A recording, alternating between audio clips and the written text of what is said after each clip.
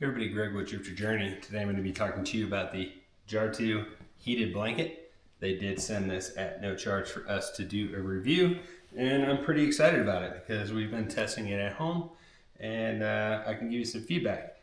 So a couple thoughts I had for it were obviously using it at home to warm up, but the other thing for us, being that we travel a lot and camp, I'm hoping that we'll be able to show the wattage use and how we'd use it camping to be able to just warm up our camp space. So I'll go over some of the features of it. The first thing I noticed, it is super soft.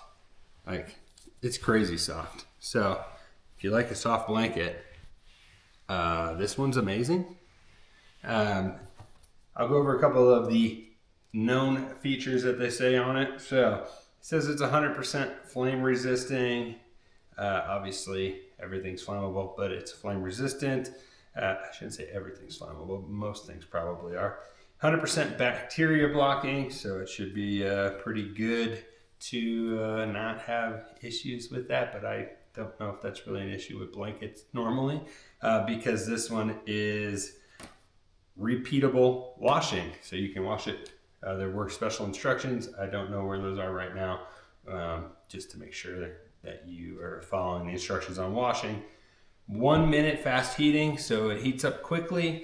It is a IR, so I think that's infrared cozy heat. We've used it here a couple evenings. It feels really nice.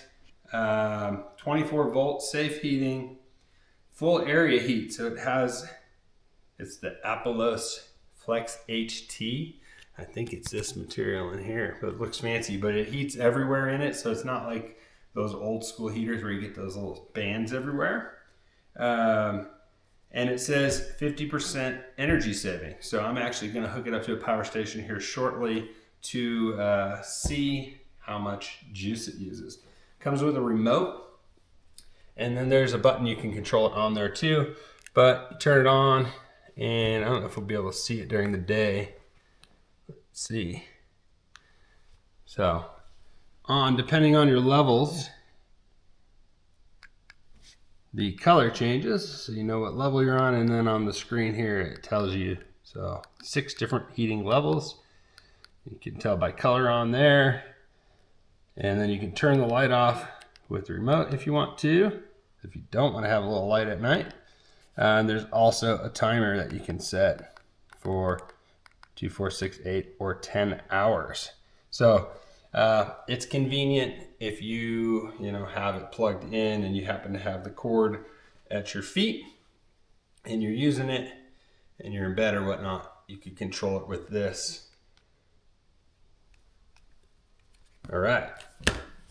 Other notable features. So I'm going to actually unplug it for a second so that I'm pretty far away from the outlet here. So another feature it has, there are some clips on it. So you can throw it over your shoulders. I haven't done it yet. That's why I'm struggling right now. But throw it over and make it a little cozy little poncho style. So if you want to do that.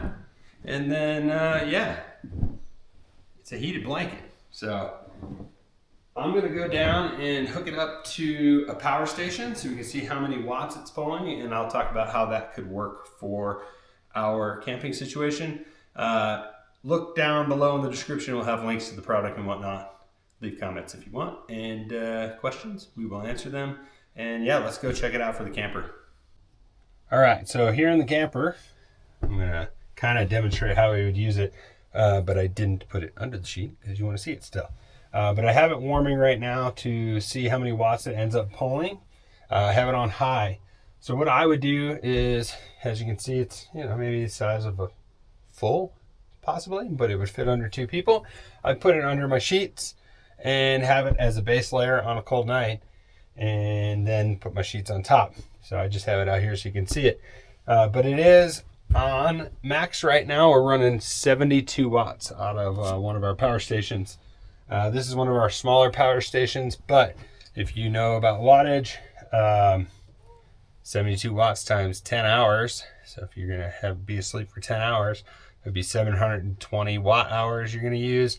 So if you have a fairly large power station, kind of middle of the road size power station, usually around 1,000 watt hours, so you'd be able to go through an entire evening and have about 30% of your power left if you're not running other items.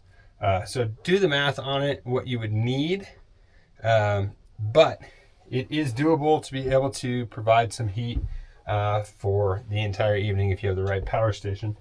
I don't know if it's fully heated yet, but I'm going to see if I turn it down, if I can get it to run less watts. Oh, I got it on level 1 and it's now pulling no watts.